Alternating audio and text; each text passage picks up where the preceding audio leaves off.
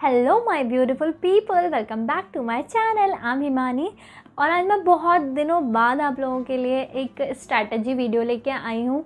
जैसा कि हमें पता है कि हमारा एमपीपीएससी का पेपर बहुत नज़दीक आ चुका है। 23 जून को ज़्यादा समय नहीं बचा हुआ है, सिर्फ 1 मंथ का टाइम बचा हुआ है। तो अब हमें क्या स्ट्रैटेजी अपनानी चाहिए और किस डायरेक्शन में अपनी पढ़ाई को ले जाना चाहिए, तो हम इस बारे में आज बात करने वाले हैं। तो मैं आप लोगों से सबसे पहले तो ये कहूँगी कि आपने अपनी स्ट्रैटेजी तो चेंज ऑलमोस्ट कर ही दिए होंगे, है ना।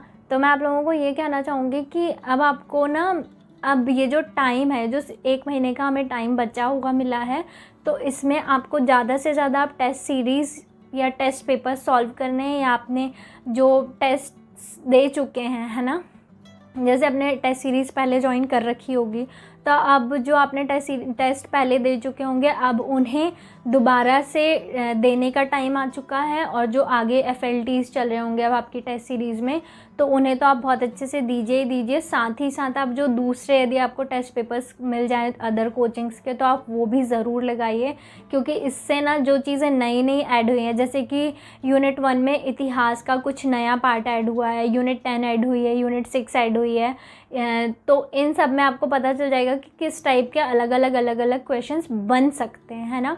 तो जितने ज़्यादा हो सके आप उतने ज़्यादा टेस्ट दीजिए। और मैं ये नहीं कहूँगी कि बहुत नामी कोचिंग के टेस्ट लगाइए, या क्योंकि मैं आपको ये कहूँगी कि ऐसे टेस्ट लगाइए जिससे आपका जो मनोबल है ना वो बढ़े, ठीक है, आपको कॉन्फिडेंस आए। जैसे कि आप खुद ही समझदार हैं, मतलब पीएससी जिस लेवल का क्वेश्चन पेपर बनाती है, पीएससी ऐसा क्वेश्चन पेपर बनाती है जिसमें से 65 क्वेश्चंस ऐसे होते हैं कि जो नॉर्मल एवरेज पढ़ने वाला इंसान, एवरेज जो पीएससी की प्रिपरेशन कर रहा है, वो तो कर ही कर सकता है ना। तो इस टाइप की टेस्ट सीरीज़ आपको कोई मिलती है तो आप उसके टेस्ट ज़रूर लगाइए।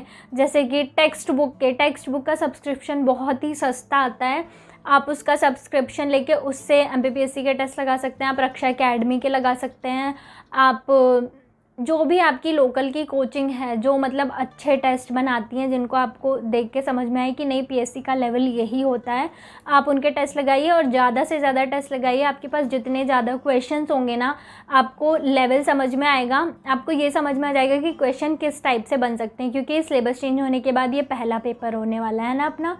तो आपको अब ये टाइम आ गया है कि अब आपको ज़्यादा से ज़्यादा क्वेश्चंस लगाना है, ठीक है। पढ़ के आपका सब कुछ कंप्लीट हो गया होगा। दूसरी चीज़ मैं आपको ये कहूँगी कि जो यूनिट 10 है वो पूरी नई जुड़ी हुई है। जनजातियाँ हम पहले से पढ़ चुके हैं, लेकिन अभी पिछले कुछ सालों से हम देख रहे हैं कि जनजातियों के कुछ नए क्वेश्चंस हमें देखने के लिए मिलते हैं। इसलिए मैं आपको कहूँगी कि यूनिट 10 के आप ज़्यादा से ज़्यादा क्वेश्चन लगाइए। आपका कोई दोस्त है या जो भी है, आपने मिलके अलग अलग यदि टेस्ट सीरीज़ ले रखी हैं, तो आप उससे एक्सचेंज करके क्वेश्चन पेपर एक्सचेंज करके आपको वो टेस्ट लगाने हैं यूनिट 10 के स्पेशली, क्योंकि आपको क्वेश्चन की वैरायटीज़ पता चलेंगे और नए जनजातियों के बारे में क्वेश्चंस पता चलेंगे, क्योंकि यूनिट 10 आप ऐसे ही पूरी पढ़ चुके होंगे। अब आपको क्वेश्चन ही क्वेश्चन लगाना है।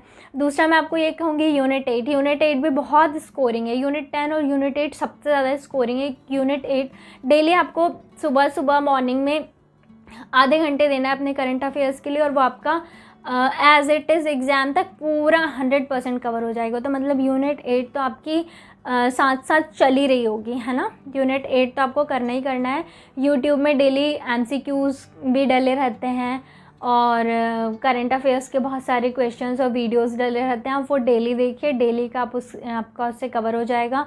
प्लस निर्माण आईएएस की अब बुक आती ही होगी मार्केट में, एमपी करंट अफेयर्स की निर्माण आईएएस की बुक आती होगी मार्केट में, तो आप लोगों को वो लेना है ना। और उससे एमपी का करंट अफेयर्स कवर हो जाएगा। तो यूनिट आपकी 8 इस प्रकार से आपकी कवर होती हुई चल ही रही होगी, है ना।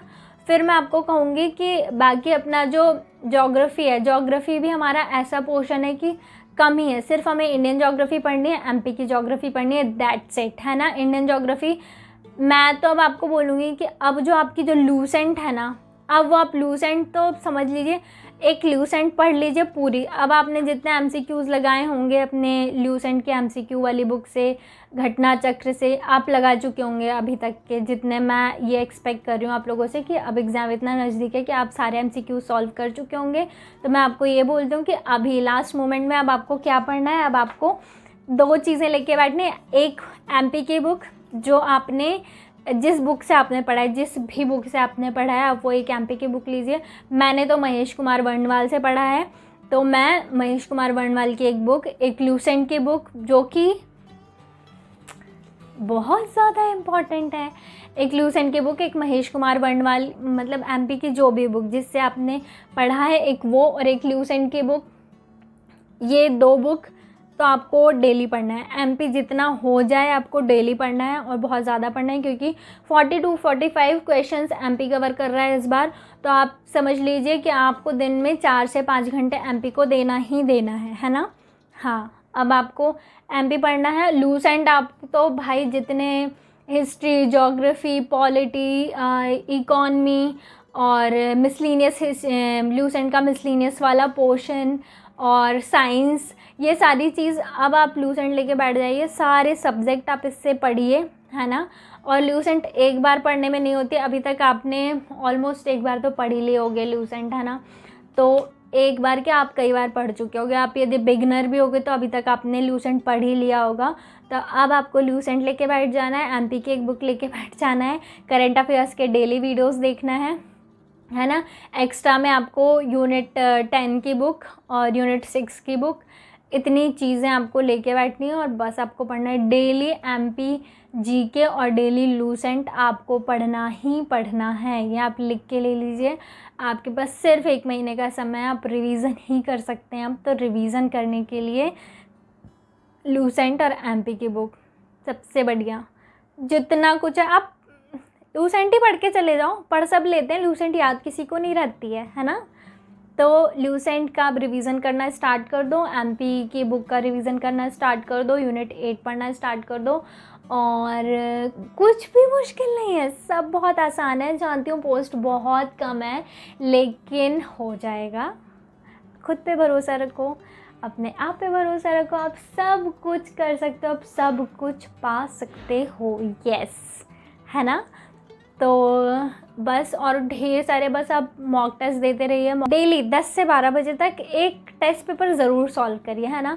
तो उससे जो आपका माइंड सेट है ना वो एग्ज़ाम हॉल वाला हो जाएगा कि एग्ज़ाम में हमें 10 से 12 बजे तक जीएस का एक पेपर सॉल्व करना है, तो हमारा माइंड सेट वैसा चलने लगेगा। पूरे 2 घंटे लेके आपको वो पेपर सॉल्व करना है, ठीक है।